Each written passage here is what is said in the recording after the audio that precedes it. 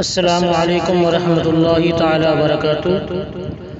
سامعین کرام، حضرت جنید بغدادی رحمۃ اللہ علیہ کے متعلق آپ حضرات اہم واقعات سماعت فرمائیں۔ حضرت جنید بغدادی رحمۃ اللہ علیہ کی خدمت میں ایک شخص حاضر ہوا۔ آپ رحمۃ اللہ علیہ نے اس سے دریافت کیا، تم کہاں سے آ رہے ہو؟ اس نے عرض کیا، میں حج بیت اللہ کی سعادت حاصل کرنے کے بعد لوٹا ہوں۔ آپ رحمۃ اللہ علیہ نے فرمایا، کیا تم نے حج کیا؟ اس نے عرض کیا، ہاں۔ آپ رحمۃ اللہ علیہ نے فرمایا، تم نے جب رخصت سفر باندھا تو کیا اس وقت گناہ سے بھی خلاصی ہوئی یا نہیں ہوئی؟ اس نے عرض کیا، نہیں۔ پھر آپ رحمۃ اللہ علیہ نے فرمایا، پھر تم نے اپنے وطن سے سفر نہیں کیا؟ پھر آپ رحمۃ اللہ علیہ نے پوچھا، جب تم سفر حج کے لیے روانہ ہوئے اور ہر منزل میں رات کو قیام کیا تو کیا راہ حق کی بھی کوئی منزل طے کی یا نہیں؟ اس نے عرض کیا، نہیں۔ پھر آپ رحمۃ اللہ علیہ نے فرمایا، پھر تم نے کوئی منزل بھی طے نہیں کی؟ پھر آپ رحمۃ اللہ علیہ نے پوچھا، جب تم نے میقات پر احرام باندھا تھا تو کیا اپنی بشری صفات سے بھی کنارہ کشی کی؟ اس نے کہا، نہیں۔ آپ رحمۃ اللہ علیہ نے فرمایا، پھر تم نے احرام نہیں باندھا؟ پھر پوچھا، جب تم میدان عرفات میں کھڑے تھے تو کیا تم نے مقام مشاہدہ میں اپنے موجود ہونے کا احساس پایا؟ اس نے کہا، نہیں۔ پھر آپ رحمۃ اللہ علیہ نے فرمایا، تم میدان عرفات میں کھڑے ہی نہیں ہوئے۔ پھر آپ رحمۃ اللہ علیہ نے پوچھا، جب تم مزدلفہ پہنچے تو کیا تم نے اپنی مراد پائی اور اپنی تمام خواہشات کو ترک کیا؟ اس نے عرض کیا، نہیں۔ پھر آپ رحمۃ اللہ علیہ نے فرمایا، تم نے مزدلفہ میں قیام ہی نہیں کیا۔ پھر پوچھا، جب تم نے بیت اللہ کا طواف کیا تو کیا باطنی آنکھ سے اللہ عز و جل کو تمام عیوب سے پاک جاننا اور اس مقام میں جمال خداوندی کے لطائف کا مشاہدہ کیا؟ اس نے کہا، نہیں۔ آپ رحمۃ اللہ علیہ نے فرمایا، پھر تم نے طواف بھی نہیں کیا۔ پھر پوچھا، تم نے صفا مروہ کے درمیان سعی کی، اس دوران تمہیں مقام صفا اور رتبہ مروت سے آگاہی ہوئی؟ اس نے کہا، نہیں۔ پھر آپ رحمۃ اللہ علیہ نے فرمایا، پھر تم نے سعی بھی نہیں کی۔ پھر دریافت کیا، فرمایا، کیا جب تم منا پہنچے تو تمام خواہشات ختم ہوئیں؟ اس نے کہا، نہیں۔ آپ رحمۃ اللہ علیہ نے فرمایا، پھر تم منا بھی نہیں گئے۔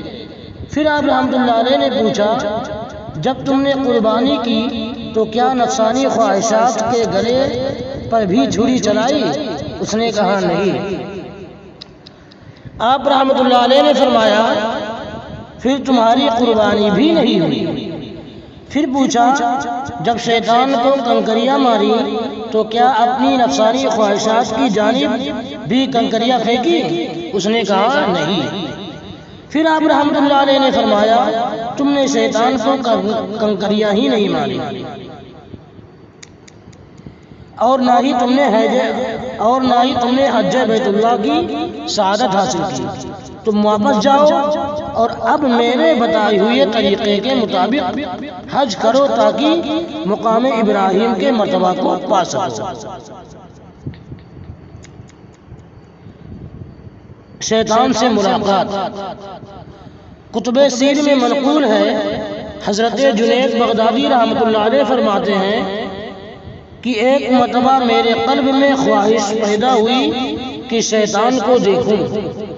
پھر ایک دن میں مسجد کے دروازہ پر کھڑا تھا کہ دور سے مجھے ایک بوڑھا آتا ہوا دکھائی دیا۔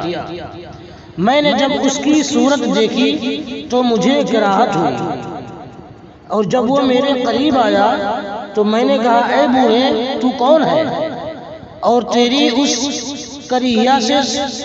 کریہ سی صورت کو دیکھنے کے لیے میری آنکھیں طاقت نہیں رکھتی، اور مجھے تیری موجودگی سے سخت وحشت محسوس ہو رہی ہے۔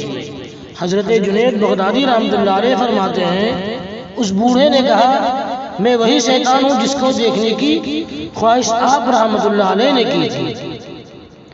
حضرت جنید بغدادی رحمۃ اللہ علیہ فرماتے ہیں میں نے کہا اے بدبخت تجھے کس نے حضرت آدم علیہ السلام کو سجدہ کرنے سے روک کے رکھا؟ شیطان نے کہا اے جنید رحمت اللہ علیہ تمہارا کیا خیال ہے کہ میں غیر اللہ کو سجدہ کرتا؟ حضرت جنید بغدادی رحمت اللہ علیہ فرماتے ہیں جیسے ہی شیطان نے یہ بات کی تو میں حیران ہو گیا اور مجھے کوئی جواب نہ آیا۔ اس دوران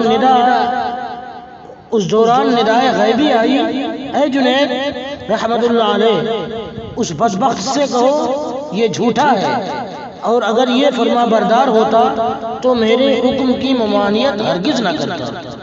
حضرت جنید بغدادی رحمت اللہ علیہ فرماتے ہیں کہ شیطان نے میرے قلب میں موجود آواز کو سن لیا اور چلاتے ہوئے کہنے لگا اللہ کی قسم اے جنید رحمت اللہ علیہ تم نے مجھے جلا دیا، اور پھر وہاں سے غائب ہو گیا۔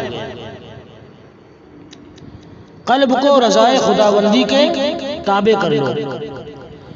حضور داتا گنج بخش رحمت اللہ علیہ فرماتے ہیں ایک مرتبہ حضرت ابو الحسن نوری رحمت اللہ علیہ 3 دن تک اپنے گھر میں کھڑے شور مچاتے رہے۔ لوگوں نے حضرت جنید بغدادی رحمت اللہ علیہ کی خدمت میں حاضر ہو کر ان کا احوال بیان کیا۔ آپ رحمت اللہ علیہ تشریف لائے اور فرمایا اے ابو الحسن رحمت اللہ علیہ اگر تم جانتے کہ اس شور و غل میں کچھ بھلائی ہے تو مجھے بھی بتاؤ کہ میں بھی یوں شور و غل کروں، اور اگر تم جانتے ہو کہ اس کا کچھ فائدہ نہیں تو اپنے قلب کو رضائے خداوندی کے تابع کر لو تاکہ تمہارا قلب راحت پائے۔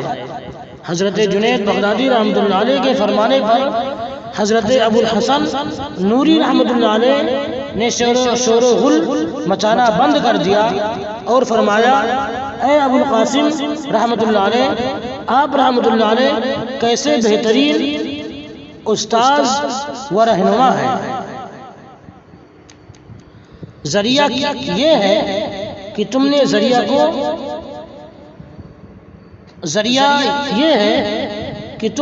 کو ترک کر دو۔ حضرت جنید بغدادی رحمت اللہ علیہ کی خدمت میں کچھ لوگ حاضر ہوئے اور رزق طلب کرنے کی اجازت مانگی۔ آپ رحمت اللہ علیہ نے فرمایا اگر تمہیں علم ہے کہ لوگوں کی روزی کہاں ہے تو تم ضرور طلب کرو۔ انہوں نے عرض کیا ہم اللہ عز و جل سے مانگے۔ حضرت جنید بغدادی رحمت اللہ علیہ نے فرمایا اگر تم سمجھتے ہو اللہ عز و جل نے تمہیں فراموش کر دیا ہے تو پھر اسے ضرور یاد دلاؤ۔